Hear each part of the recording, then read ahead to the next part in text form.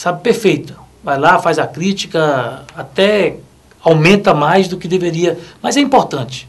Acho importante esse papel. Agora, quando se trata do governo do Distrito Federal, as portas estão completamente fechadas e aí passam para a sociedade uma imagem que não é verdadeira. Outra coisa, deputado, assim, para a gente finalizar, que eu acho importante colocar, porque a maioria dos pais de alunos de escolas públicas, independente de ser das cidades satélites ou do próprio plano piloto, é a violência. O que a gente tem assistido nesses últimos 30 dias é algo desesperante. O que esses pais vão fazer?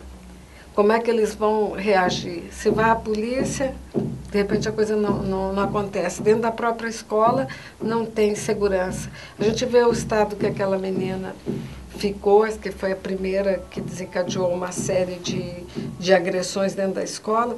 A menina tem a impressão que ela vai ter uma qualidade de vida quase nenhuma, porque ela ficou toda arrebentada. Como é que fica isso? Como é que a Câmara Legislativa está tratando desse assunto? Pois é, olha só, a gente primeiro lamenta o fato do Poder Legislativo local ter uma correlação de forças que é extremamente favorável ao governo. Infelizmente, você tem uma correlação que saiu das urnas e outra que foi fruto de acordos que coloca a Câmara Legislativa muito vergada aos interesses do Poder Executivo. Então ela perde a sua capacidade de fiscalização, ela perde a sua capacidade de investigar situações embaraçosas, denúncias de corrupção, de desvio de recursos públicos, enfim, a gente perde essa capacidade. Tentamos abrir 2 CPIs agora, recentemente, uma inclusive voltada para a área de saúde, e simplesmente o governador reuniu a sua bancada e enterrou as CPIs. Quando se trata da educação, é lamentável o quadro, né? Porque só quem convive no dia a dia da educação pública dessa cidade sabe realmente o que está se passando lá dentro. Os professores estão com receios, inclusive, de entrar na sala de aula para dar aula. Os alunos, os pais, mandam os filhos para as escolas e não sabem se os filhos vão voltar bem. Então, assim, é um quadro desesperador, de insegurança completa, mas você, ao chegar numa escola pública, você vai se deparar com instalações completamente destruídas, abandonadas. O ambiente escolar é péssimo. As escolas, a estrutura das escolas, as carteiras, né? Enfim, toda a estrutura, laboratórios, cantinas. Parece que em algumas escolas parece que jogaram uma bomba lá, parece que está em estado de guerra. É assim que se encontra a educação em nossa cidade. Então o governo fica o tempo todo divulgando escola em sistema integral, né, em horário integral, que não existe, que não existe. É o tempo todo criando factoides e informações que não condizem realmente com a verdade. Infelizmente, a gente tem esse quadro. E muitas vezes o governo ainda conta, né, com o fato de fazer manobras contábeis para aplicar menos recursos na educação que ele deveria aplicar. A gente vem denunciando que nos últimos 8 anos o governo do Distrito Federal vem dando um cano na educação na ordem de quase 600 milhões de reais por ano. Isso em relação ao que determina a nossa Constituição, a Lei de Diretrizes da Educação, enfim, a LDB, enfim. Então, o governo, infelizmente, tem praticado uma situação de calote da educação, maquiado os números, mas não consegue maquiar a realidade que a gente está acompanhando e observando.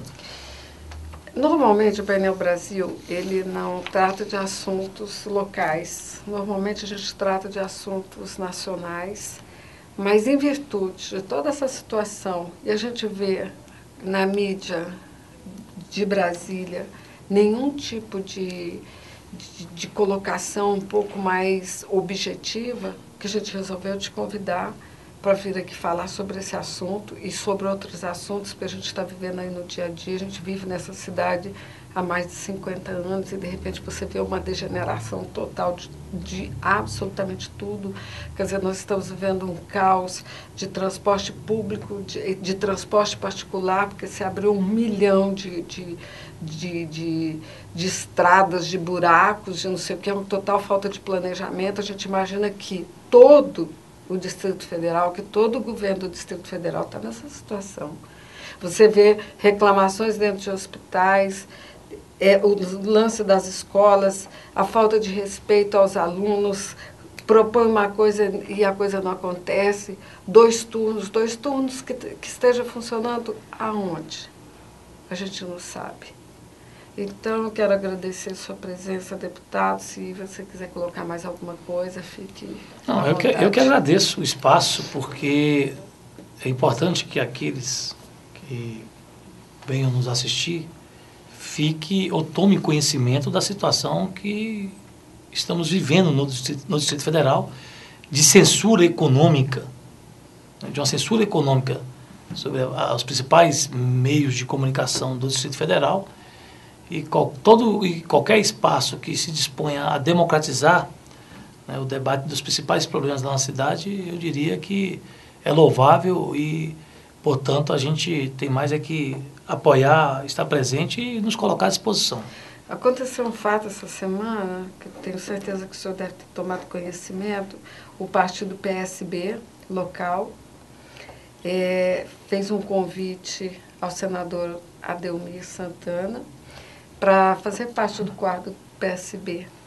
Então, até a gente esteve lá e, de repente, estava a família dele, uma série de pessoas, e ele não apareceu. E depois a gente foi descobrir que ele foi simplesmente comprado pelo governo que está aí, que é do governo Arruda. Quer dizer, como é que pode uma história dessa? O que é que está acontecendo? Isso é uma desconstrução total? O sistema político brasileiro é algo também que está assim numa situação deplorável.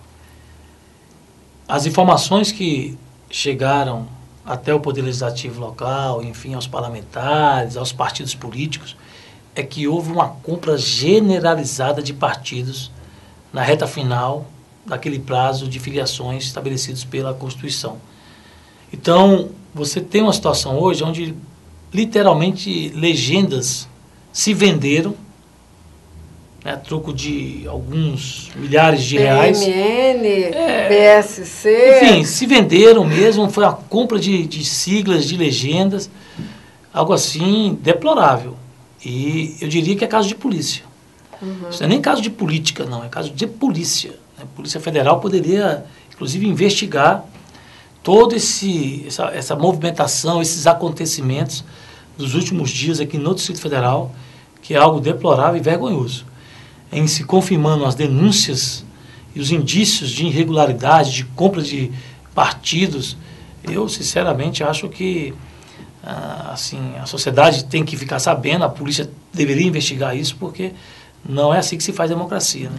Não, e outra coisa, está se usando dinheiro público, dinheiro do povo, para fazer bandalheira. Eu acho que chegou o momento que as pessoas têm que começar a reagir, têm que começar a colocar, porque não é possível você assistir e presenciar esse tipo de situação todo o tempo. Você imagina o seguinte, se o contribuinte do Distrito Federal tiver conhecimento de que o seu dinheiro, né, o dinheiro que ele pagou, né, os seus impostos, enfim, que ele utilizou para pagar os impostos, as suas obrigações, foi usado para comprar partidos, para sustentar contas de presidente de partidos, de deputados e tal.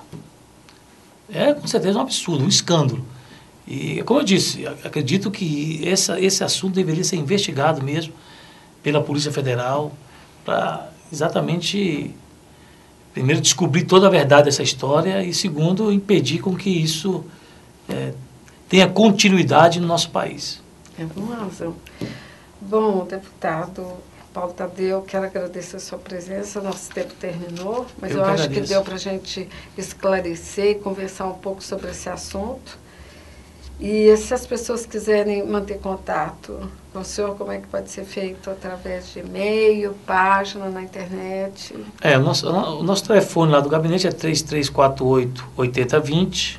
O nosso e-mail é paulotadeu@paulotadeu.com.br. E o que mais? A página na internet você tem? A página é paulotadeu.com.br. Que bom. E lá Bom, as pessoas podem se manifestar? à vontade. Colocar... Lá é livre. Ótimo. Pode criticar, pode sugerir, Coisa boa. pode elogiar também. É bom, né? Muito grato, então, pela sua presença Eu aqui que no agradeço. Painel Brasil. Obrigado.